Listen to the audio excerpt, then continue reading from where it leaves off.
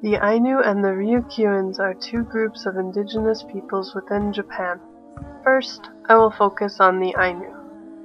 The Ainu are often associated with the northern island of Hokkaido.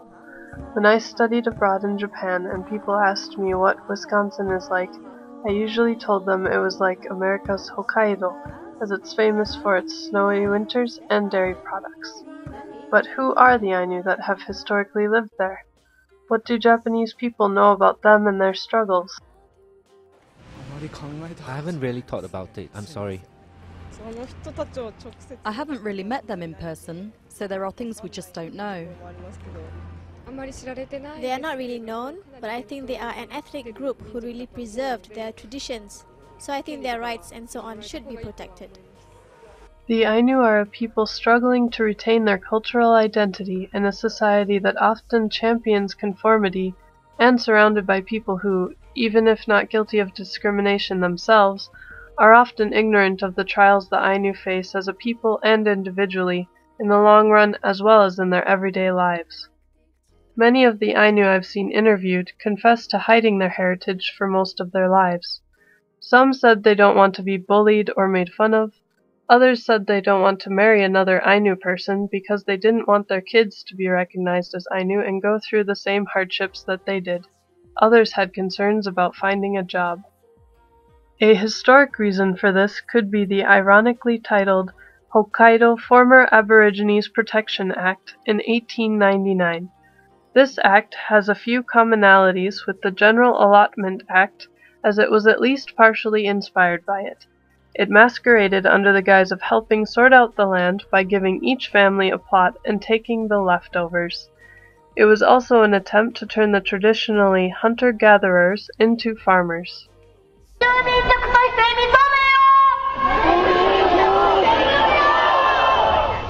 なぜ自分の親しい友人、知人からもいい加減諦めなさいよって。お願いいたします。お願いします。お願いいたします。これからですね。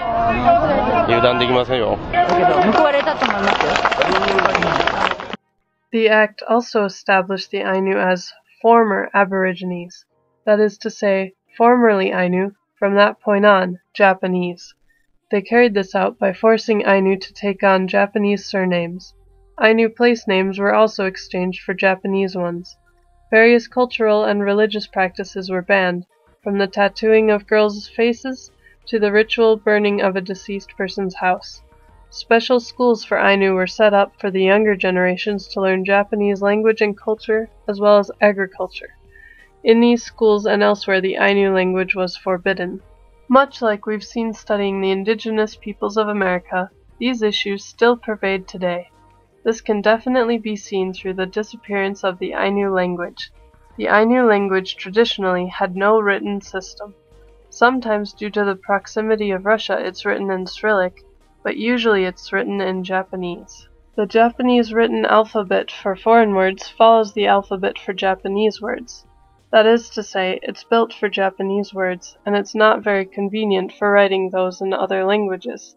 This is largely due in part to most of the characters ending in a vowel.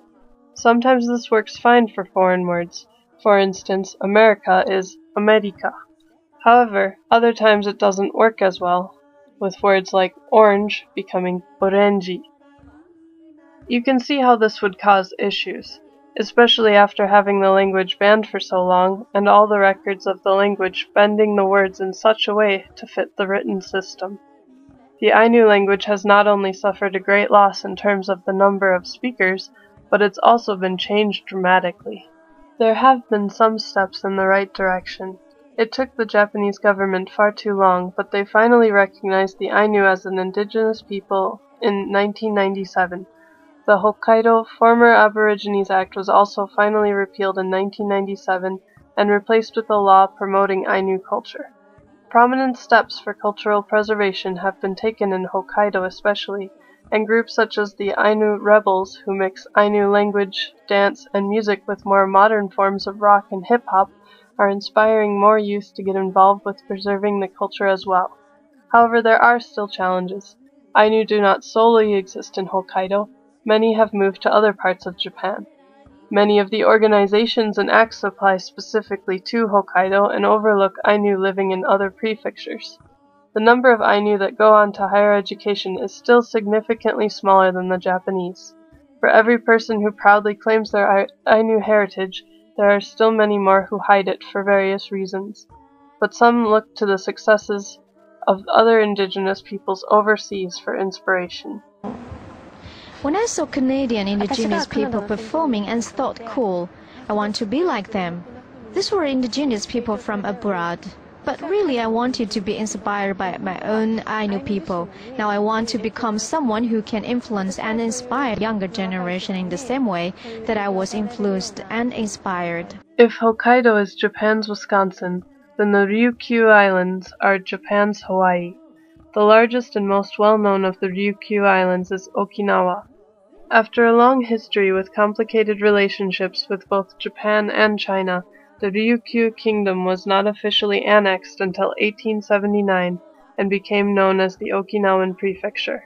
The last king of the Ryukyus died in 1901. The Ryukyuans have had many problems similar to the Ainu. Language loss is also an issue, as in an effort to assimilate the Ryukyuans into Japanese society, at first they insisted that their languages were merely a dialect of Japanese. When it became clear that despite a common ancestry they were not able to understand each other, the Japanese government did its best to get rid of the languages by punishing those who used the language at school or work. Today they still experience discrimination, especially on the main island. It is harder for them to find work or even a place to live. One of the current main issues are the American bases located on Okinawa. 74% of America's bases in Japan are located in Okinawa, which is less than 1% of Japan's landmass. Many Okinawans view the base's presence, which takes up 1/5 of the island, as discriminatory. They feel it was put there because the land means less to the government. Besides the noise problems and the loss of space, there have also been some serious incidents involving troops that have left Okinawans with a bitter taste. Even more so than that, however, many people are disappointed in the Japanese government for ignoring their protests. Some people say it makes them feel as if they are second-class citizens. All of the issues presented in here are more complicated than time allows me to discuss. If you're interested in any of the issues I've alluded to, such as the incidents between the bases and Okinawans and forced Japanese education of the Ainu, or any of the issues I didn't have time to address, such as the Ainu in Russia or the history of the Ryukyu Islands, I encourage you to find out more.